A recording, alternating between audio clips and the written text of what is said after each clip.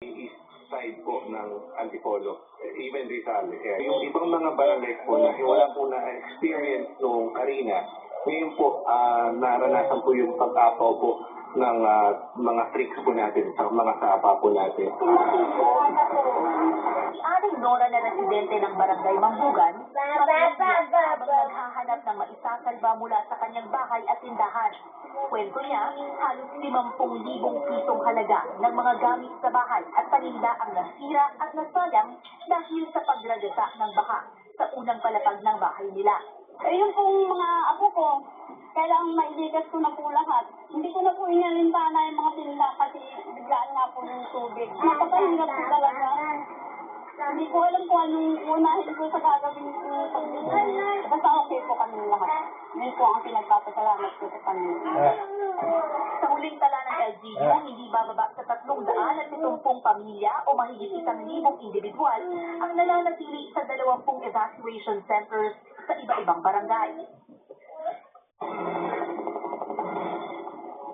Sa bayan, nagpadala na ang lokal na pamahalaan ng mga medical units, rescue trucks at maging mga mobile systems sa iba't ibang evacuation center dito sa lungsod upang matugunan ang mga pangangailangan ng mga pansamantalang nawala ng kanilang tahanan. Ngunit kabayan, patuloy na paalala ng mga otoridad sa mga residente ng Antipolo ay makinig agad sa tuwing magkakaroon ng evacuation order. Lalo na inaasahan na magpapatuloy ang masamang panahon at ang walang tigil na pagulan sa mga susunod na araw. Kabayan. Katrina, yung bang lugar na yan ay may tubig baha pa rin o may kuryente? Kabayan, nandito kami ngayon sa Antipolo City Hall at sa ngayon wala kaming nakikitang baha dito sa lugar at maging sa mga kalapit na kalye dito. May supply ng kuryente, mayroon ding supply ng tubig at mayroon ding mobile signal. Ngunit hindi natin masabi na yan din ang sitwasyon sa mga ibang sityo at ibang mga barangay ng Antipolo, lalo na doon sa bulubunduking bahagi ng lungsod. Kabayan. Yung bulubunduking bahagi ng lungsod, yun man nagkaroon ng landslide na may namatay tayo mga kababayan. So itong mga bahay na ito ay malapit mismo sa paanan ng bundok. Kabayan, itong mga bahay na nakita natin ay mismo sa bundok sila. Sa katunayan, dati dun sa mga nakita natin kaninang umaga, nahirapan nga yung mga backhoe at ibang rescue trucks na pumunta doon dahil matarik talaga yung lugar. Ayon sa LGU, itong karamihan ng mga naninirahan dito ay mga informal settlers na matagal nang pinapalipat ng gobyerno dahil danger zone itong naturang mga bahagi ng Antipolo ito. Kabayan. Pinalilipat. Meron bang sanang lilipatan sila? Ayaw lang nilang lumipat? O no?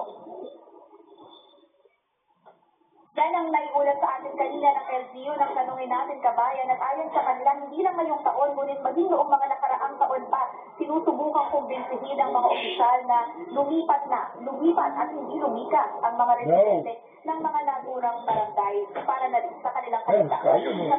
Meron yung mga kasino, meron pa ba tayong pinag-aanap na naging biktima ng landslide?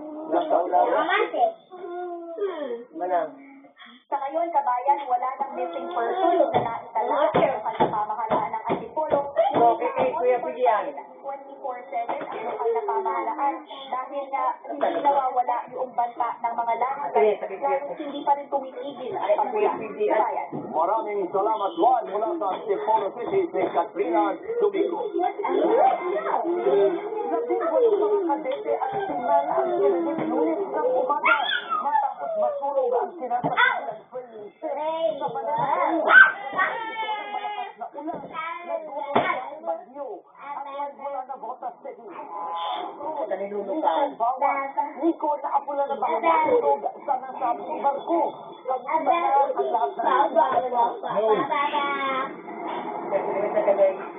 Parang hindi pa dinideklara na Bureau of Fire Protection na fire out ang pero mamaya, titignan mo dahil kanina ay makina na yung usok na lumalabas mula dito.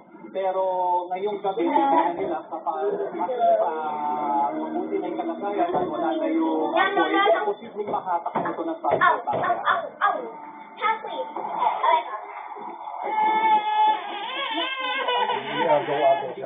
Malapit sa Nabotang Fish Point sa Manila Bay, pasado ang 8 Lunes, umaga.